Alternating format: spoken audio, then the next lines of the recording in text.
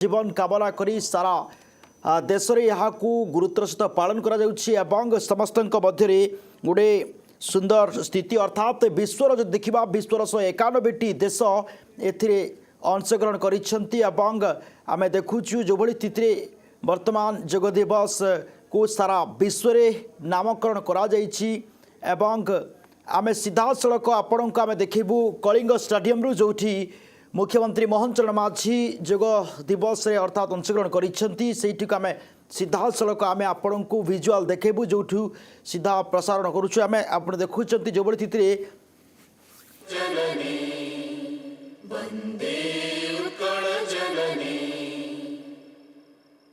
वंदे उत्कल जननी वंदे मातरम। योग को केवल एक अभ्यास नुह आम परंपरा आम परिचय भाव में मन रखिबार प्रयास राज्य सरकार से क्रीड़ा युवा सेवा विभाग को बहुत बहुत अभिनंदन कहीं आज तृणमूल स्तर में योग अभ्यास माध्यम अच्छी आज समग्र राज्य सुस्थ रही योग अभ्यास को एक माध्यम भाव में बाछि नहीं।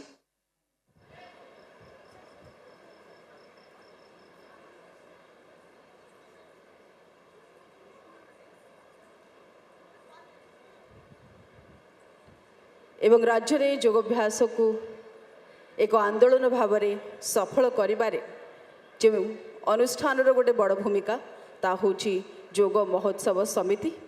ये समिति संपर्क में सम्यक सूचना देवार आवश्यकता अच्छी आम गण में माननीय मंत्री क्रीड़ा युवा सेवा उच्च शिक्षा ओडिया भाषा साहित्य संस्कृति श्री सूर्यवंशी सूरज महोदय मैं अनुरोध करी माननीय मंत्री महोदय आजिकार मुख्य अतिथि माननीय मुख्यमंत्री श्री मोहन चरण माझी महोदय को मंच को पाछटी आणवे।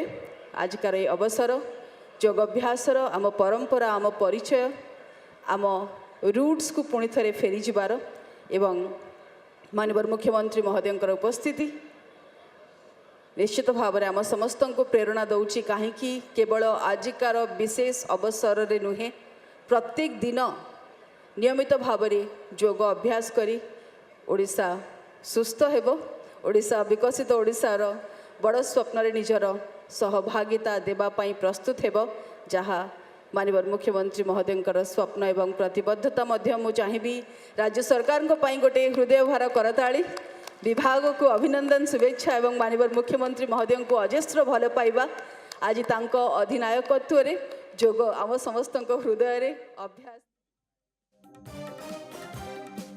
तेज आज अंतर्जातीय योग दिवस जून 21 आज योग दिवस विश्वर 191टी देश उत्साहित होती पूर्व वर्ष भली एथर योग विभिन्न क्षेत्र में पालन होची जलस्थल पहाड़ में योग दिवस पालन पर आयोजन होती गाँव ठू सहर पर्यंत योग दिवस पदक्षेप निया देखुं विजुआल स्वामी प्राण रूपानंद सरस्वती योग महोत्सव समिति प्रतिष्ठा बड़ भूमिका थिला एवं सांगठनिक परिचालना दृष्टि प्रत्येक जिला प्रत्येक खंड प्रत्येक पंचायत रे योग महोत्सव समितिर प्रांतीय अधिकारी माने प्रवास करी समिति गठन समितिर कार्यपंथा दैनंदिन योग शिविर केमती परिचालित हब ता स्थिर करिथांती एई भल पाइबा माननीय मुख्यमंत्री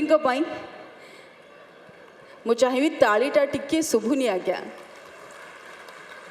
समस्त करताली राज्य सरकार को माननीय मुख्यमंत्री महोदय को एवं अनुष्ठान तरफ देवकांत बेहरा एवं आसीमा साहानी को अनुरोध करी मंच को आसी माननीय क्रीड़ा युवा सेवा विभाग मंत्री को मध्य संबर्धित करेंगे ये सफल प्रयास जो विभाग निरंतर प्रयासरत तार मुख्य भाव में अभिनंदन माननीय मंत्री श्री सूर्यवंशी सूरज महोदय को गत वर्ष माननीय मुख्यमंत्री को नहीं क्रीड़ा युवा सेवा विभाग सहयोग में कलिंग स्टेडियम ठारे विशाल योग शिविर आयोजन करा जायथिला। ए वर्ष मध्य योग महोत्सव समिति क्रीड़ा युवा सेवा विभाग मिलित सहयोग में एते बड़ आयोजन एवं प्रत्येक जिले में मध्य शिविर आयोजन करा जायछि जहाँ द्वारा युवा पीढ़ी मध्य योग प्रति आकर्षित हो पारिबे ता निज भितर गोटे बड़ दृष्टांत प्रतिबद्धता राज्य सरकार समस्ते योगाभ्यास करेंगे समस्ते सुस्थ रे जहाँ शास्त्र कहे शरीरम आद्यम खलु धर्म साधनम।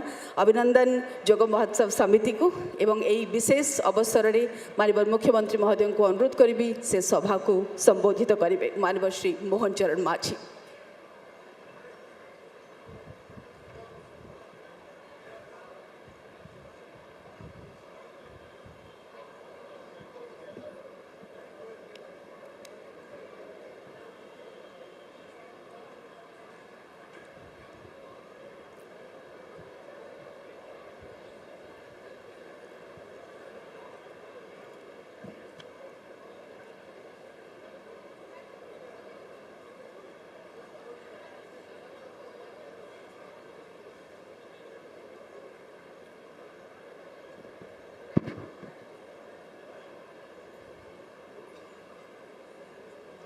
जय जगन्नाथ। मान्यवर मंत्री श्री सूर्यवंशी सूरज महोदय आज एटी उपस्थित थिबा आम सरकार मंत्री परिषद सदस्यगण मुख्य शासन सचिव श्रीमती अनु गर्ग उपस्थित वरिष्ठ अधिकारी वृंद प्रिय छात्र छात्रीगण योगप्रेमी एटी उपस्थित समस्त भाई और भौणी माने एवं गणमाध्यम समस्त प्रतिनिधि वृंद समस्त को नमस्कार सुप्रभातम।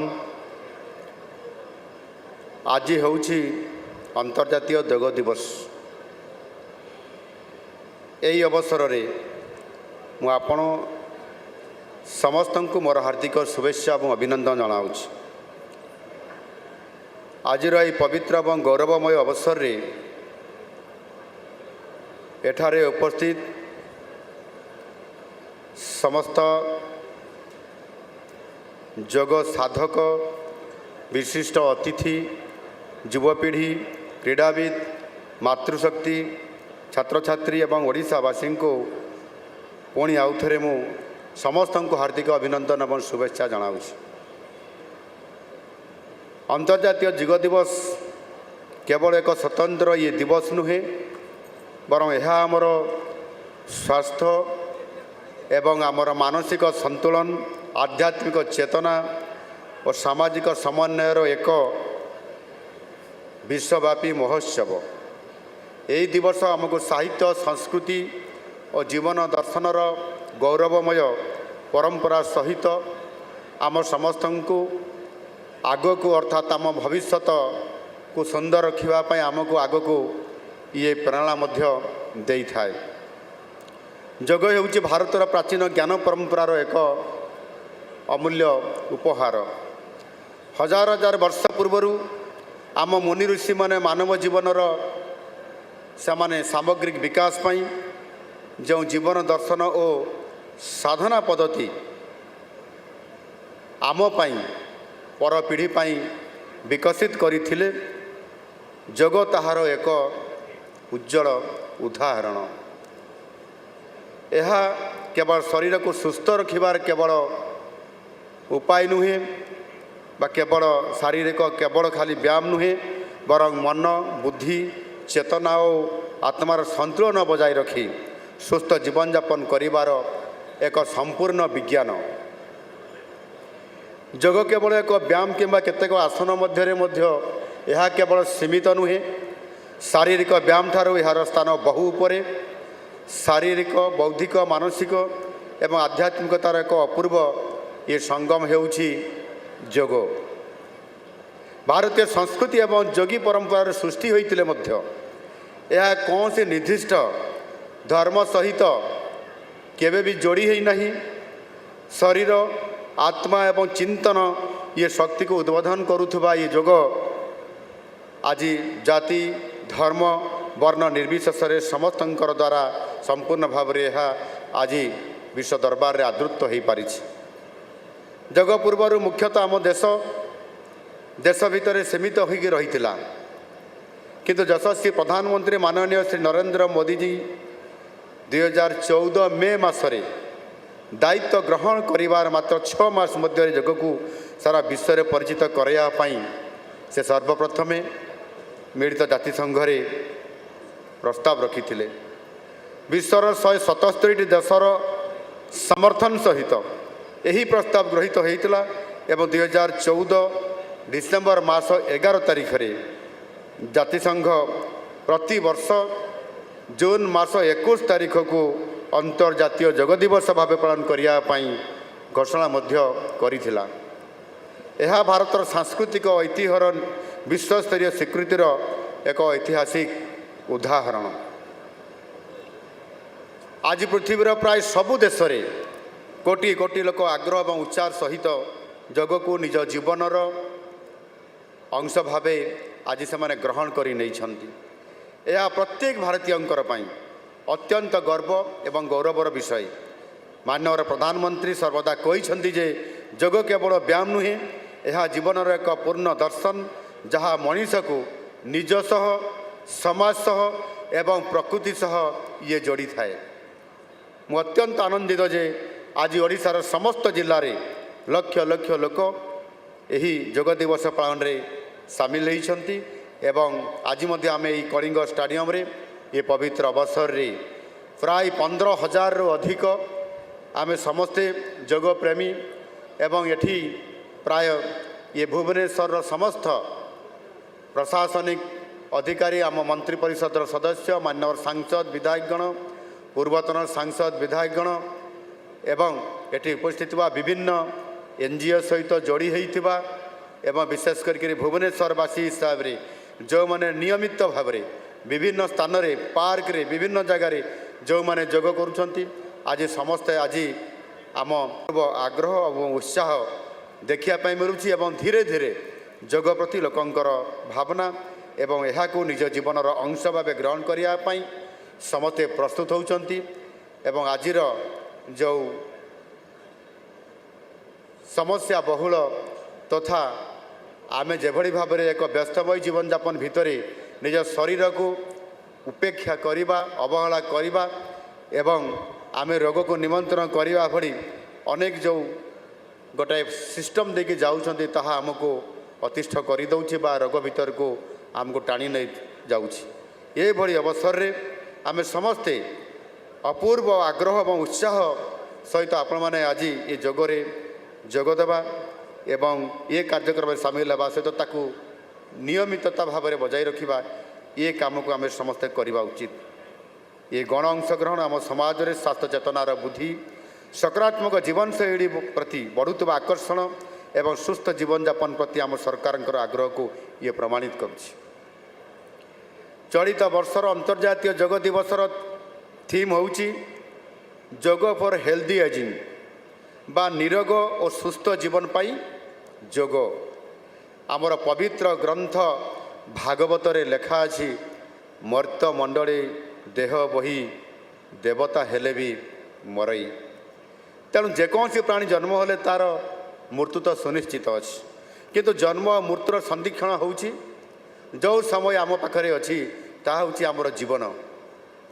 ତା ସହିତ ବୟସ ବଢ଼ିବା ସଙ୍ଗେ ସଙ୍ଗେ ଶରୀର ଦୁର୍ବଳ ହେବା ଏବଂ ରୋଗଗ୍ରସ୍ତ ହେବା ଏବଂ ରୋଗର ଆଶଙ୍କା ମଧ୍ୟ ବୃଦ୍ଧି ହେବା, ଇଏ ଗୋଟିଏ ସ୍ୱାଭାବିକ ପ୍ରକ୍ରିୟା। ତେଣୁ ଆମ ଜୀବନର ସୁସ୍ଥ ରହିବା ହେଉଛି ଆମ ଜୀବନର ବଡ଼ ସାର୍ଥକତା। ନହେଲେ ସାରା ଜୀବନ ଆମର ବ୍ୟର୍ଥ ହୋଇଯିବ ଏବଂ ମୂଲ୍ୟହୀନ ମଧ୍ୟ ହୋଇଯିବ।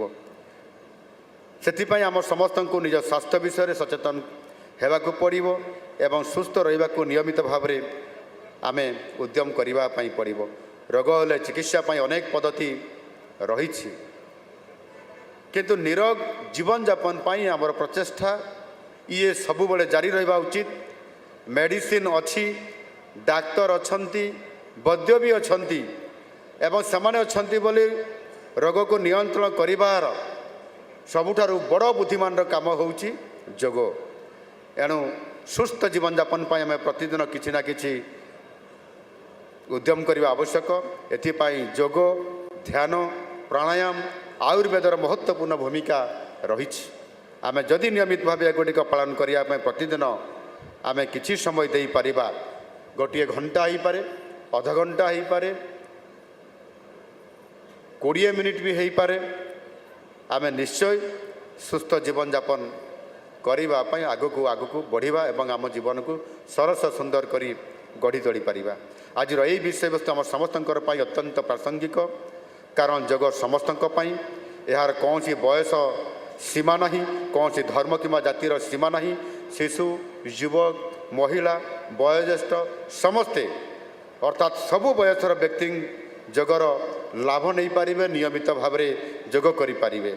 आपण को जने फिटनेस विशेषज्ञ हवा दरकार नहीं प्रतिदिन किछि समय पाई जोग देले आपण माने जोग पाई जोग देले निज जीवनर असाधारण परिवर्तन अनुभव निश्चित भाव में करि पारिबे। आपण आज देखुथिबे यशस्वी प्रधानमंत्री आज ये जोग को आपणेबा सहित निज जीवनर सबुठारु सहस सुंदर एवं आज सारा विश्व को नेतृत्व देवा परिप्रेक्षी रे जोग तांकर जोग होउची तांकर सबुठारु श्रेष्ठ शारीरिक व्यायाम मध्य एवं तांकर मानसिक व्यायाम मध्य एवं आम समस्त को एक प्रेरणार उत्स मध्य। विश्वर वयस्कर संख्या जितेबले वृद्धि पाउची निरोग सुस्थ भाव में जीवन बिताइबा एक बड़ आह्वान भाव आज आम सामने छेड़ा होइछि। बयस बढ़िया सहित रक्तचाप मधुमेह हृदरोग गंठीपात निद्राहीनता चिंता एवं एकाकीपण परि अनेक शारीरिक और मानसिक समस्या आम वयोज्येष्ठ नागरिक मानकर जीवन को आज प्रभावित करुछि। तेबे जोग ही समस्त समस्यार एक स्वाभाविक एवं प्रभावशाली समाधान प्रदान करिबारे निश्चित भाव में ये सहायक होउछि। मु विशेष भाव में आम वयोज्येष्ठ नागरिक मानक अनुरोध करी जे सेमाने नियमित भाव योग और प्राणायाम को निज जीवनर अंश भाव ग्रहण करंतु। सेमानकर अभिज्ञता ज्ञान आशीर्वाद आम समाजर ये होउछि अमूल्य संपद। सेमानकर सुस्थता ही समाज पई अत्यंत आवश्यक। आमर युववर्ग मानक मु कहबाकू चाहे आपण माने ही ओडिशार भविष्यत आपण मानकर शक्ति सृजनशीलता और सामर्थ्य उपरे आम राज्यर उन्नति एवं समृद्ध ओडिशा विकसित ओडिशा तथा विकसित भारत निर्भर करे। आज डिजिटल जुग रे युवपीढ़ी अधिक समय मोबाइल रे कंप्यूटर रे सोशल मीडिया रे आमे प्राय समस्ते बिताउछंती। यह शारीरिक क्रियाकलाप को कमाइबा सह मानसिक चाप ये निश्चित भाव में सृष्टि करुछि और शरीर रे असंतुलित बढ़ाउछि। एभली परिस्थिति जग आम आपणकर पई एक अमूल्य साथी निश्चित भाव में हेई पारे। मु चाहे जे ओडिशार प्रत्येक युवक युवती एवं छात्र छात्री माने प्रतिदिन अति कम 20 रु 30 मिनिट पाई समय बाहर करंतु एवं नियमित विभिन्न स्थान रे घरे हो बाहर हो पार्क रे हो खेल पड़िया रे हो स्टाडियम रे हो आपण माने योगाभ्यास करंतु। यह आपण जीवन में नूतन शक्ति उत्साह एवं आत्मविश्वास भरीदेव एवं आपणकर पाई सफलता आनिबारे ये निश्चित भाव में मार्गदर्शन दे पारिबो। ओडिशा रे जगर प्रसार प्रचार पाई आम सरकार बद्धपरिकर। आयुष मंत्रालय पक्षर जटणीर बिंझगिरी ठारे 20 एकर विशिष्ट अंचल एक अत्याधुनिक जोग एवं नेचुरोपैथी अनुष्ठान मध्य आम सरकार निर्माण करुछंती। प्रधानमंत्री मोदी जी यार शिलान्यास करथिले। आयुष स्वास्थ्य सेवा व्यवस्था को सुदृढ़ करने आम सरकार गजपति मालकानगिरी एवं रायगढ़ 3टी नुआ आयुर्वेदिक मेडिकल कॉलेज खोलिया निष्पत्ति नहीं। ये सब अनुष्ठान गुड़िक राज्यर जोग आयुर्वेदर लोकप्रियता वृद्धि में निश्चित भाव में आगामी दिन में सहायक हम। आम स्कूल कॉलेज छात्रावास शिक्षा प्रशिक्षण केंद्र एवं सहायक गोष्ठी एवं विभिन्न समुदाय भित्तिक कार्यक्रम माध्यम कर्मशाला आयोजन करी जोग को लोकप्रिय करुछु और यह नहीं व्यापक भाव में विभिन्न अंचल या सचेतनता करा जाउछि। आमे जोग को विद्यालय पाठ्यक्रम एवं जनस्वास्थ्य कार्यक्रम अंतर्गत करने को पदक्षेप आगामी दिन में नौछंती। आम सरकार लक्ष्य होउछि एक सुस्थ सशक्त आत्मनिर्भरशील एवं समृद्ध ओडिशा गठन करिबा। एही लक्ष्य हासिल रे जोग एक गुरुत्वपूर्ण माध्यम हो पारिबो। मु भारत सरकार आयुष मंत्रालय को धन्यवाद दूची जो मैंने जोगर प्रचार और प्रसार पाई निरंतर भावे विभाग तरफ ଏବଂ ସମସ୍ତଙ୍କ ତରଫରୁ ପ୍ରତିନିଧିତ୍ୱ କରିକରି ଏ କାର୍ଯ୍ୟକ୍ରମକୁ ପୁରା କରିବା ପାଇଁ ପ୍ରୟାସ କରୁଛନ୍ତି। ସେହିପରି ରାଜ୍ୟର ସମସ୍ତ ଯୋଗ ଶିକ୍ଷକ, ସ୍ୱେଚ୍ଛାସେବୀ, ସାମାଜିକ ସଂଗଠନ ଏବଂ ଅନୁଷ୍ଠାନମାନଙ୍କୁ ମଧ୍ୟ ମୋର ଆନ୍ତରିକ ଅଭିନନ୍ଦନ। ଆସନ୍ତୁ ଆମେ ଏକ ସୁସ୍ଥ, ସଚେତନ, ଶାନ୍ତିପୂର୍ଣ୍ଣ ଏବଂ ସମୃଦ୍ଧ ଓଡ଼ିଶା ଗଠନ ତଥା ବିକଶିତ ଓଡ଼ିଶା ଓ ବିକଶିତ ଭାରତ ଗଠନ କରିବା ପାଇଁ ଏବଂ ଯୋଗକୁ ଏକ ଜନ ଆନ୍ଦୋଳନରେ ପରିଣତ କରିବା, ସମାଜର ପ୍ରତ୍ୟେକ ବର୍ଗର ଲୋକଙ୍କୁ ନିରୋଗ ସୁସ୍ଥ ରଖିବା ପାଇଁ ନିରନ୍ତର ପ୍ରୟାସ ଜାରି ରଖିବା। ଧନ୍ୟବାଦ। ବନ୍ଦେ ଉତ୍କଳ ଜନନୀ, ବନ୍ଦେ ମାତରମ୍।